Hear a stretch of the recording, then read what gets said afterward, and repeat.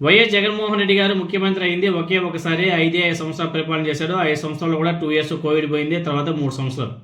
ఈ 5 సంవత్సరాల కాలంలో అనేక సంస్కరణలు తీసుకొచ్చాడు అదేవిధంగా ఈ 5 సంవత్సరాల కాలంలో అనేక మందికి సుసుగుడు పోపించాడు.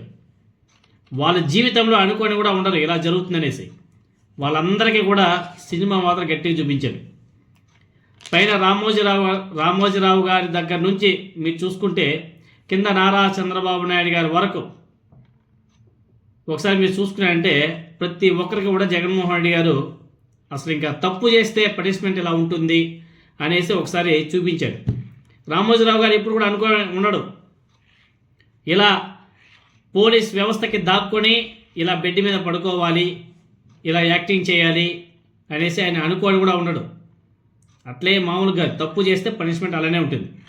జగన్మోహన్ రెడ్డి గారు సెకండ్ టర్మ్ కానీ ముఖ్యమంత్రిగా అయ్యి ఉంటే ఈ మార్గదర్శి ఏదైతే ఉందో మార్గదర్శి కేసు ఈ సమయాన్ని కొలిక్కి వచ్చేసేది. ఇప్పుడైతే కూటమి ప్రభుత్వం వెనక్కి తీసేసుకునింది అనుకో, తర్వాత నారా చంద్రబాబు నాయుడు గారు ఆయన కల్లో కూడా అనుకోనే ఉండడు మనల్ని జగన్మోహన్ రెడ్డి గారు జైల్లో పెడతాడనేసి ఎవరు అనుకోని కూడా ఉండడు. ఈవెన్ వాళ్ళ పార్టీ క్యాడర్ కానీ నారా చంద్రబాబు నాయుడు గారే సెల్ఫ్గా ఆయన అనుకొని ఉండడు. కానీ చంద్రబాబు నాయుడు గారు లాంటి వ్యక్తిని జగన్మోహన్ రెడ్డి గారు జైల్లో పెట్టించాడు అంటే ఒకరోజు 2 రోజులు కూడా కాదు, ఏకంగా 50 రోజులకు పైగా జైల్లో పెట్టించాడంటే అక్కడే అర్థమైపోయింది. సరే ఆ 5 ఇయర్స్ అయిపోయింది, ఏవో తప్పుడు ప్రచారం చేశారు, ఏదో గబ్బులైపోయారు. వైఎస్ఆర్ కాంగ్రెస్ పార్టీని అయితే ఓడించారు. సరే ఓడించిన తర్వాతనే సరే జగన్మోహన్ రెడ్డి గారిని చూసి ఇంకెవరు కూడా భయపడరు. జగన్మోహన్ రెడ్డి గారికి మనం ఇంకా మన ప్రతాపం ఏంటో చూపిద్దాం, జగన్మోహన్ రెడ్డి గారిని వదలకూడదు. ఇంకా రకరకాలుగా ఒక్కొక్కరు ఇంకా వాళ్ళ యొక్క మాటలు వాళ్ళ ఛానల్స్లో అయితే బీభత్సం. ఇంకా ఇదిగో జగన్మోహన్ రెడ్డి గారి అరెస్ట్, అదిగో జగన్మోహన్ రెడ్డి గారి అరెస్ట్ అని చెప్పేసి ఏ విధంగా తప్పుడు మాటలు మాట్లాడి వ్యక్తిత్వ హననం చేశారో మనందరం కూడా చూసాం. ఇప్పుడు 2 ఇయర్స్ కాబోతుంది. ఇప్పటివరకు జగన్మోహన్ రెడ్డి గారిని ఆయన ఇంటి గేట్ కూడా తాగలేకపోయారు. ఎందుకంటే తప్పు చేయని వాడు అలానే ఉంటాడు. తప్పు చేసిన వాడు భయపడుతూ సస్తా ఉంటాడు. తప్పు చేయని వాడు ఎక్కడైనా సరే జీవించేస్తాడు. ఆయన చాలాసార్లు చెప్పాడు, నేను ఎక్కడే పోతానప్పా, ఇక్కడే ఉంటాను కదా, ఎవరు వస్తారో రండి, అరెస్ట్ చేసుకోండి, తీసుకువెళ్ళండి అని చెప్పేసి చెప్పినటువంటి మాట చూస్తే నిజంగా చాలా చాలా అసలు ఏంద్రా బాబు ఇలా ఉంటారు నాయకులు అనేసి అనిపిస్తుంది. తప్పు చేయని వాడు అలా అంత స్ట్రాంగ్గా ఉంటారు అనేసి ఆయన మాట్లాడే కాన్ఫిడెన్స్ లెవెల్ ఆ మాటలు చూస్తేనే అర్థమైపోతుంది. తర్వాత ఇంకా జగన్మోహన్ రెడ్డి గారు ప్రతిపక్ష హోదా కూడా లేదు, ఒక మూలపడి ఉన్నాడు అనేసి అందరూ అనుకున్నారు.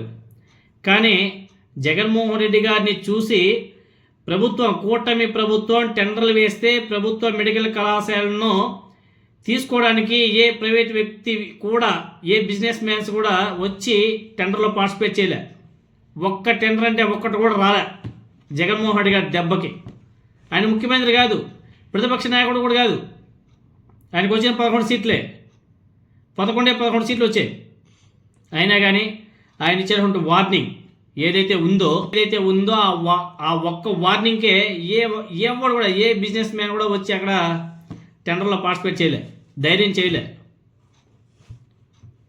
తర్వాత ఈరోజు జగన్మోహన్ రెడ్డి గారు తాడేపల్లి ఆయన పార్టీ కార్యాలయంలో ఒంగోలు నియోజకవర్గానికి సంబంధించినటువంటి వైఎస్ఆర్ కాంగ్రెస్ పార్టీ నాయకులు మీటింగ్ కూడా పెట్టాడు.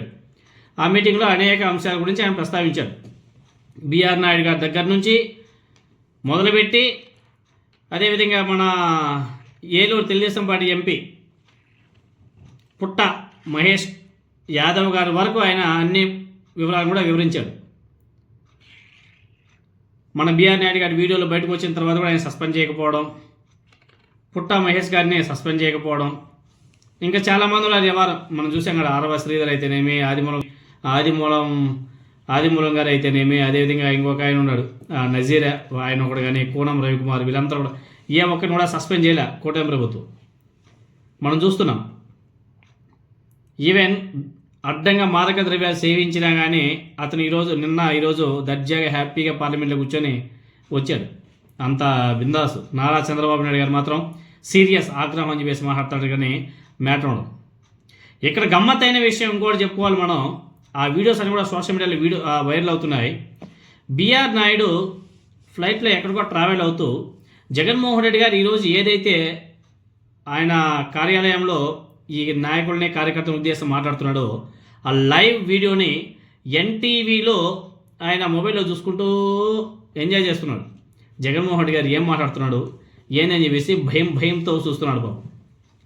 ఫ్లైట్లో కూర్చొని, అది కూడా తన సొంత ఛానల్లో కాదు, ఎందుకంటే వాళ్ళ సొంత ఛానల్లో చూపించరు కదా, అందుకని చెప్పేసి ఆ TV5 ఛానల్ కాదని చెప్పేసి దాని మీద నమ్మకం లేక దాన్ని చూపించాలని చెప్పేసి తెలిసి ఆయన ఎన్టీవీలో జగన్మోహన్ రెడ్డి గారి ప్రసంగాన్ని వింటున్నాడు. ఎందుకంత భయం? బిఆర్ నాయుడు గారికి ఎందుకంత భయం? విమానంలో జగన్మోహన్ రెడ్డి గారి ప్రెస్ మీట్ చూస్తున్నాడు మన బిఆర్ నాయుడు గారు. ఒకసారి చూసుకోవచ్చు మీరు ఆ వీడియోస్ అన్నీ కూడా. TV5 కూడా ఇంత ఓపికగా చూస్తున్నాడేమో బిఆర్ నాయుడు గారు. జగన్మోహన్ రెడ్డి గారి ప్రెస్ మీట్ మాత్రం ఓపికగా భయంగా చూస్తున్నాడు మన టీటీడీ చైర్మన్ గారు. తప్పు చేయడం ఎందుకు, మీ గురించి ఎక్కడ జగన్మోహన్ రెడ్డి గారు మాట్లాడతాడేమో అని చెప్పేసి భయపడుతూ మీ ఛానల్ వదిలేసి మరో ఛానల్ చూడడం ఎందుకు నాయుడు గారు? ఎందుకు చెప్పండి? దాన్నే అంటారు మా భాషలో భయం అనేసి. మీది కూడా రాయలసీమ అనుకుంటా కదా, మీ భాషలోనే అంటారు భయం అనేసి. ఆ భయాన్ని పరిచయం చేసినటువంటి పేరు మీకు చాలా కాలం యాది ఉంటుంది. రామోజీరావు గారికి, చంద్రబాబు నాయుడు గారికి, మీలాంటి వ్యక్తులకి బాగా యాది ఉంటుంది ఆ పేరు. మీకు భయం పుట్టించారు కదా, ఆయన పేరు చాలా కాలం యాది ఉంటుంది, మీ మూర్తి గారు చెప్పినట్టు. అట్లా అసలు ఆ వీడియోస్ అయితే సోషల్ మీడియాలో బీభత్సంగా వైరల్ అవుతున్నాయి, మామూలు కూడా కాదు. ఎక్కడ జగన్మోహన్ రెడ్డి గారు మళ్ళీ తన రాసలీల భాగవతం గురించి ఎక్కడ మాట్లాడుతాడో అని చెప్పేసి ఫ్లైట్లో ఆయన మీటింగ్ని ఎన్టీవీలో చూస్తున్నాడు. అది ఇంకా దుర్మార్గం. ఎన్టీవీలో చూస్తున్నాడు. ఆయన సొంత ఛానల్ చూసుకోవచ్చు కదా, ఏబిఎన్ ఛానల్ చూసుకోవచ్చు కదా, ఎన్టీవీ ఛానల్ చూడడం ఎందుకు ఆయన అంత భయం ఎందుకు చెప్పామే?